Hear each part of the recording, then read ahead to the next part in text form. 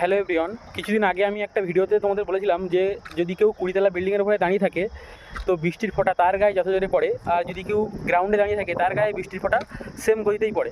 এটা কেন হয়? তো এর অ্যান্সারও দিয়ে দিয়েছিলাম শর্ট ভিডিওর মাধ্যমে, যে টার্মিনাল ভেলোসিটি হচ্ছে এর কনসেপ্ট বা এর অ্যান্সার। তো ওই সময় আমি একটা ছোট জিনিস, মানে একটা উদাহরণও বুঝিয়েছিলাম যে কোনো জলে যদি কোনো বস্তুকে ফেলা হয় তো ইনিশিয়ালি তার ভেলোসিটি বেশি থাকে, কিছু দূর যাওয়ার পরে তার ভেলোসিটি কনস্ট্যান্ট হয়ে যায়। প্রথমে বেশি থাকে, তারপরে আস্তে আস্তে বেড়ে কিছু দূর যাওয়ার পরে কনস্ট্যান্ট হয়ে যায়। তো এটাই হচ্ছে আমি কনসেপ্ট দিয়ে বুঝিয়েছিলাম। তো WBJEE 2026-এ মানে দুদিন আগে যে এক্সামটা হলো, সেম কনসেপ্ট, সেম যে জিনিসটা আমি উদাহরণ দিয়ে বুঝিয়েছিলাম সেটাই পুরোটা, মানে ওইটাই কোয়েশ্চেনটা এসছে। কোয়েশ্চেনটা কি, যে কোনো বস্তুকে যদি জলের মধ্যে ফেলা হয় তো তার সাথে তাহলে তার ভেলোসিটি আর টাইমের গ্রাফটা কেমন হবে।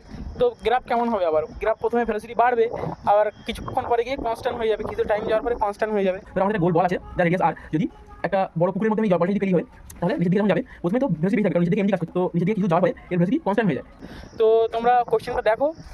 কোশ্চেনটা এটাই ছিল, which of the following graph represent the velocity time graph of small spherical body falling in a viscous liquid. মানে একটা লিকুইডের মধ্যে কোনো একটা স্পেরিক্যাল বডিকে ফেলা হয়েছে। আমি যেমন বলেছিলাম যে একটা গোল কোনো বস্তুকে জলের মধ্যে যদি ফেলা হয় তো তার গ্রাফ আমি প্রথমে কী বলেছিলাম, যে ভেলোসিটি প্রথমে বাড়ে, ধরো প্রথমে ভেলোসিটি বাড়লো, বেড়ে আস্তে আস্তে কনস্ট্যান্ট হয়ে যায়। তো এটাই দেখো ভেলোসিটি কী হচ্ছে, t=0-তে ভেলোসিটি 0, তারপরে আস্তে আস্তে ভেলোসিটি বাড়ছে, একটা সময় পরে গিয়ে আবার ভেলোসিটি কমে যাচ্ছে। তা ভেলোসিটি কমে না, কনস্ট্যান্ট হয়ে যায়, তো এটা হবে না।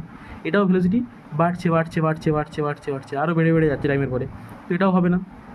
এখানটায় দেখো ভেলোসিটি কী হচ্ছে, একটা সময় পর ভেলোসিটি গিয়ে কনস্ট্যান্ট তো হচ্ছে ঠিক আছে, কিন্তু একটা সময় পর প্রথমে ভেলোসিটি বেশি ছিল, আস্তে আস্তে কমে গিয়ে কনস্ট্যান্ট হচ্ছে। কিন্তু ভেলোসিটি কি কমে? ওখানে ভেলোসিটি কমে না, তো ভেলোসিটি কনস্ট্যান্ট হয়ে যায়। ধরো 50 মিটার পার সেকেন্ডে যদি ভেলোসিটি ধরো ছিল প্রথমে ইনিশিয়ালি, তো ওটা ইনিশিয়ালি 50 মিটার, তারপরে 60 হবে, 70 হবে, একটা সময় পরে গিয়ে ধরো 75, তারপরে গিয়ে কনস্ট্যান্ট হয়ে যাবে, 75-এ গিয়ে একদম পুরো কনস্ট্যান্ট হয়ে যাবে, বা 70 গিয়ে কনস্ট্যান্ট হয়ে যাবে। তো এটাই দেখো, সেটাই হয়েছে, যে প্রথমে ভেলোসিটি 0 ছিল, তারপরে বাড়ছে গিয়ে কনস্ট্যান্ট হয়ে যাচ্ছে। কিন্তু এটাই হবে অপশান, কিন্তু অ্যাকচুয়ালি গ্রাফটা এইখান থেকে শুরু হলে ভালো হতো, এইখান থেকে শুরু হলে এইভাবে হলে ভালো হতো।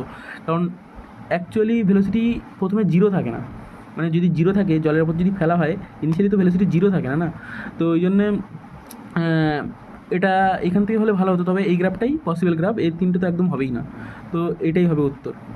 কারণ ভেলোসিটি দেখো প্রথমে আস্তে আস্তে বাড়ছে, বেড়ে গিয়ে কনস্ট্যান্ট হয়ে যাচ্ছে।